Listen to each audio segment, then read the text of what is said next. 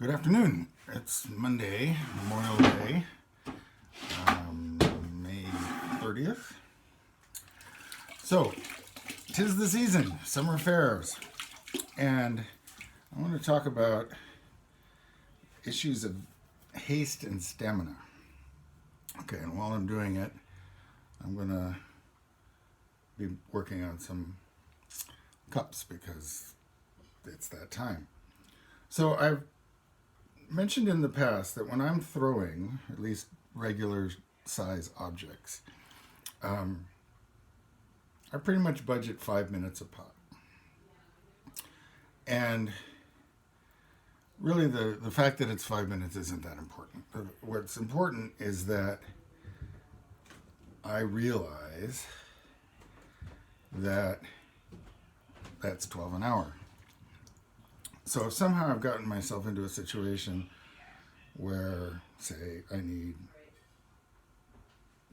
60, oh my God, okay, that's 5 hours of throwing. What I'm less clear about is how long it takes to do the rest of it, the handle, the trimming, that sort of stuff.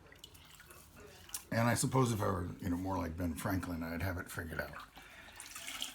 But, okay, what I do know is that it generally takes me twice as long to trim and handle something as it did for me to throw it.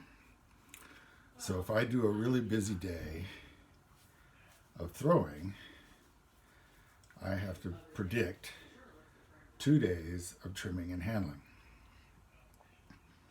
Okay. So, this is the time of the year when we get more of our fairs. And in my case, my two biggest fairs. Leaving out, there's one just before Christmas that does pretty well, but don't worry about that. So I've got a June one and an early August one. And, oh my God, I need pots. And I'm seeing posts from other potters. It's like, oh my God, I need pots. Well, many years ago, I happened to take some time to look at my sales book and realized that this big fair, my biggest fair of the year, I think it was like 200 pots to 90 customers. I mean, that was it. And this is a multi-day thing. And it took some of the edge off because I was like, what, I only need 200 pots? Well, that's a little misleading because, as I mentioned in the past, people avoid a shop that's really low on inventory. And this particular one actually, is quite firm about you need to have enough inventory for the whole run of the fair.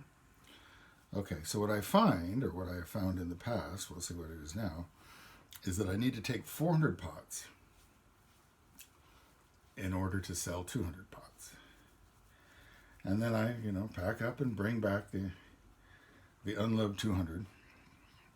But they end up being, part of the Christmas non-rush because, well, look, I've got 200 pots. So the reason I bring this up is that when you're in the pre-sale crunch,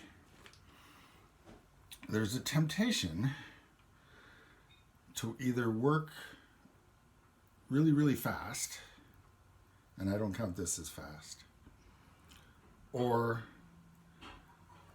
work really super long hours. Okay.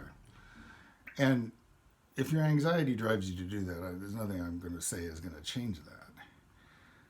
But you might do a little math and figure out, okay, how many pots do you already have in inventory? How many can your display? Okay, so if with all your shelves up, you can only display 100 pots, and you go to a fair where the most you've ever sold is 30. Okay, well then you're going to need some replacements for when those 30 sell or are selling. But that's all you need. You don't need hundreds and hundreds and hundreds of pots. You need what you need for the day. And making more is fine, but you need to understand that when you're making more than you need for a particular fair, you're also creating inventory for the next fair and the fair after that and the fair after that, because luckily the pots last. And so the unsold ones will keep. Similarly, you can measure your kiln and you say, okay, so like my kiln will hold 48 of these. So if I have time for one glaze firing, say before Saturday, that's 48. So if I make 48, at some level I'm done, at least in terms of Saturday.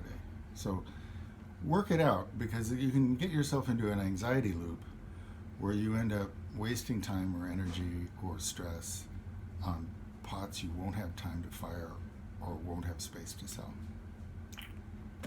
Good luck.